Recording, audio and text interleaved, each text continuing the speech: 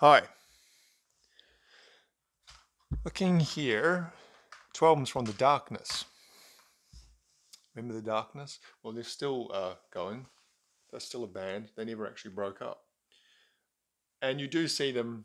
Well, the reason why I kind of am still aware of their presence is they toured here in Auckland, in New Zealand last year, 2022, I think, relatively recently post COVID, and they are touring here again early next year for I think the 20th anniversary of this album, Permission to Land. I think it's the 20th anniversary. And well, let's have a look. Did this come out in 2004?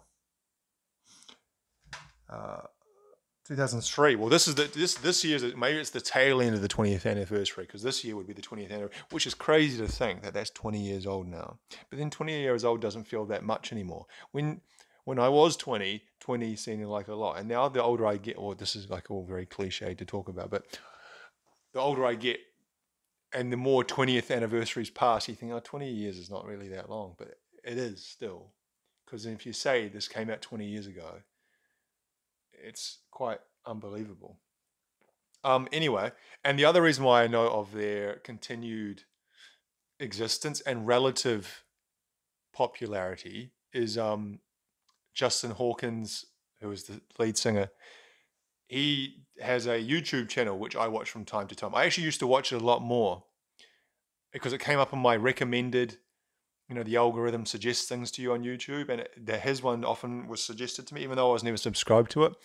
And so I watched it there pretty much daily for a while. But then I haven't actually seen it recommended me for months. However, I follow him on Instagram as well. And so what I mean is like he's kind of in my consciousness of a still working, performing, viable artist in the modern world. Whereas some other bands kind of, let's say if we that similar vintage of a peak of around the early 2000s, and you kind of don't see really nor hide nor hear of them.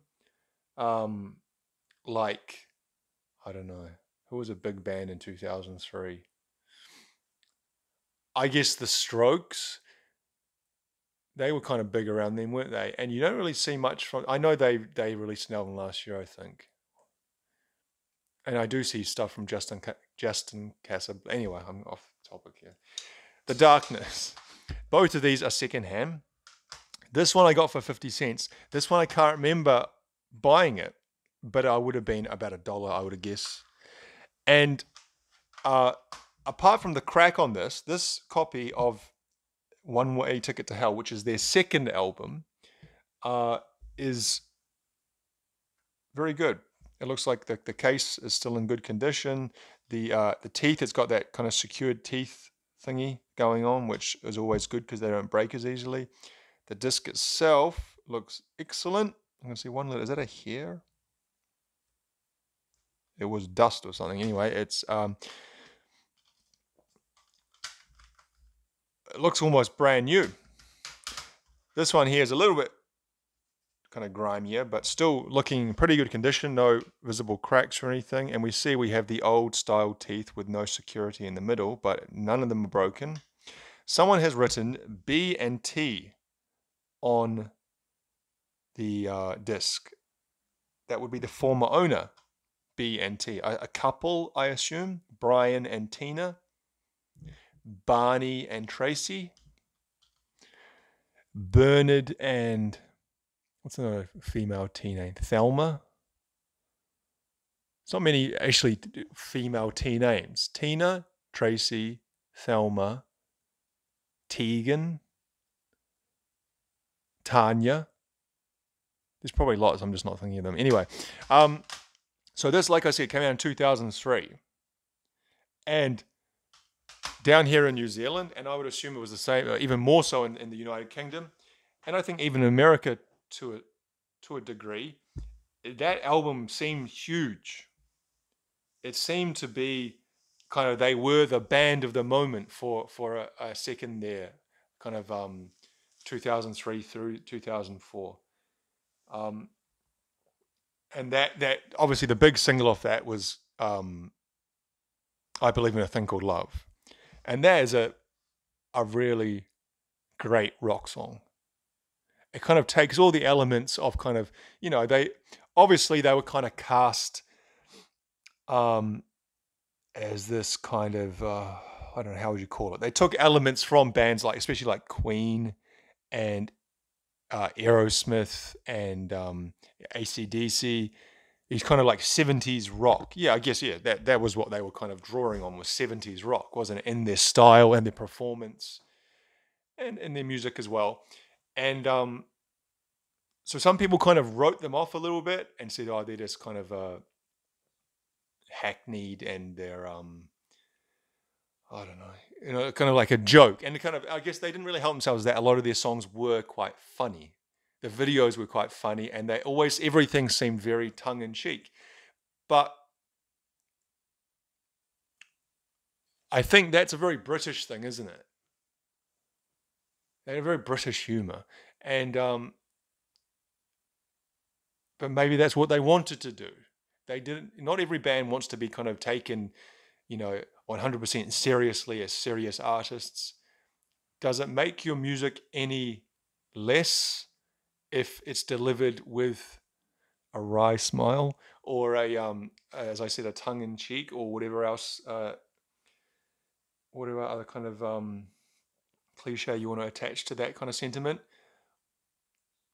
I think it kind of it doesn't make the music any less, in my opinion. However, it can't help but kind of lower it in some people's eyes. Do you know what I mean? Um, because if that album, yeah, actually, I don't know. I'm kind of don't want to get too philosophical here. So this you can see here, it's got the kind of what do you call those promo stickers still on it? Darkness, Permission to Land includes the singles "Growing on Me," "Get Your Hands Off of My Woman." Now I'll talk about that one in a minute because there's something I've always want to say about that song. And "I Believe in a Thing Called Love." Wasn't there? There was other singles in that. There was more singles in those three. What was the one that had the Russian kind of guitars? The Balalaika. Bold and Brilliant and Built to Last. The Darkness are the greatest rock and roll band of the last 20 years. Well, they said that in 2003. Kerrang said that. I wouldn't agree because in 2003, you're going back to 1983. The 20 years between 2003 and 1983, to say there was no greater rock band than The Darkness, I think is patently ridiculous. However, Kerrang are a little given to over exaggeration, which I guess is kind of, the point of that magazine. The year's greatest unashamedly rock album, Permission plays like a greatest hits. We'll have fist pumping. Yeah, so I agree with that from everyone but the Dead. So I would agree with that. And the year it was released, I'd say it was probably one of the best rock albums of that year. And it does have a kind of greatest hits feel to it, this album, because almost every song is kind of like a very memorable, even the ones that aren't singles. So again, there you see the kind of the naked lady on the front there, and that it's all kind of like jokey. And again, you watch the videos; they're all very kind of over the top and jokey, or at least,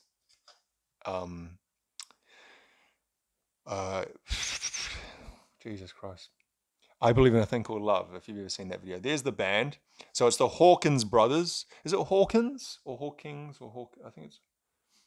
Let me quickly look because I don't be mispronouncing his name. Hawkins, like Taylor Hawkins. So it was Justin is the singer and guitarist. Daniel or Dan is the guitarist. I don't know which one's lead or rhythm. Ed was the drummer. He think he subsequently left, and the bassist was Frankie, and he spent some time out. He's back in the band now, but there was a period he was out of the band. I think in the second album he left. There's some live shots. So he's wearing kind of again very 70s Steven Tyler, Freddie Mercury-esque one-piece leotard type things, and the bell-bottom flares and the hair. Not that long hair is specifically 70s rock, but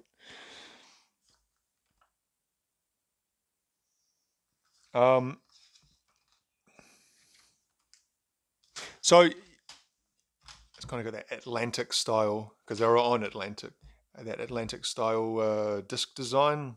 You might be familiar with if you see. What is that specific? Yeah, is that 70s? Because obviously CD design, but some of the old Led Zeppelin ones I like that on the disc. They have that kind of orange and green or something like that with the white line in the middle. Or do all Atlantic releases have that, or just anyway? Oh, there's their names there. Justin Hawkins, vocals, guitar, synthesizer, piano. Dan Hawkins, guitar. Frankie Poulan, bass, and Ed Graham, drums. Ed Graham, isn't there someone else called Ed Graham?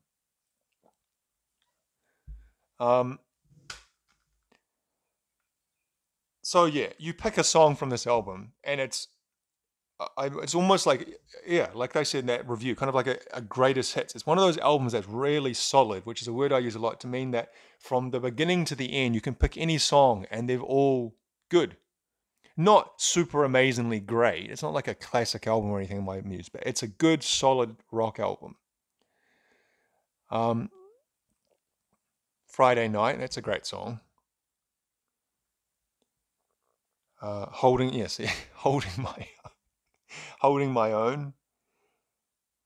Now Get Your Hands Off of My Woman. The first time I ever heard this, I remember hearing it on the radio. This was back in 2003, 2004. Actually hearing songs for the first time on the FM radio. And I was a delivery driver at that time. And I was driving around delivering what I was delivering. And I heard that song. And I thought, that's really familiar. And I was trying to place it. And then I finally came to me. It's that Urge Overkill song, Sister Havana. You don't know, Sister Havana. That kind of, I don't know what you call it, that melody or tune or chord progression sounds very similar to what they do in Get Your Hands Off of My Woman. Get your hands off of my woman, motherfucker. I'm not singing it very well because I can't sing, but if you listen to those two songs side by side, one after another, I'd say you can't really deny there is a clear similarity. I don't know if there was any legal proceedings, or maybe it's not close enough. Maybe it's just my ears that have heard that, and it's not actually anything close to it. And I don't know what I'm talking about. That could be true, but to me, it does sound very similar in some aspects. And apparently, that was the first single released off the album. While I'm talking, I'm looking at the Wikipedia page for this song to see if there's any mention of Urge Overkill. No. It won the Metal Hammer Golden God Award for Best Single.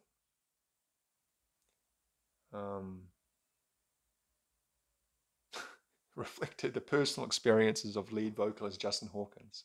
So obviously Justin had some experience of some motherfucker, MFer, putting his hands on his woman. Because I think at that time he had a long-term girlfriend. Because I remember reading the music magazines at the time, and I think he cheated on her. Not raking up old graves, but she was on the. He talked about it in the media. She was on the Christmas. Remember that Christmas time single they did? Christmas. No, that's the Cliff John one. No, I mean the Cliff. What's his name? Cliff Richard. That was the Cliff Richard. What was the Darkness one? Christmas time. Bell. That's right. Don't let the bells end. Let them ring in peace. Bells end. Bell end. Ring in peace. Ring peace. Again, it's all very jokey. I did find that quite funny though. Anyway, so great debut album. Very good debut album. Easily a 4-star album. Someone, I think, who likes that kind of straight ahead rock could even give it a 5-star. But for me, it's a 4-star album. Now, when they came to this album, I don't think it's anywhere near as good as Permission to Land. And some people might say, well, The Darkness sound very similar across all their albums. I don't know. It's just not as memorable. I don't think I liked any of the singles. I particularly didn't like the first single, that one, the One Way Ticket song. There's something about that song I didn't like, and I don't know what exactly. And it did feel like bald. it did feel like they kind of fell off there because they've never regained the height of Permission to Land. And I don't know how sales-wise those two albums compare. Well, I'll quickly look and see if I can find anything they're telling me. So Permission to Land went to #1 in the UK, #5 in New Zealand. What did it do in the US? 36 in the US. Okay, I thought it might have done better. And kind of got top 10s, top 20s in various places around Europe. And it went to #13 in the Hungarian physical albums chart, which is, it sold 1.5 million in the UK, 700,000 in the US. Okay, so I thought they were bigger in the US. 1 million in Europe.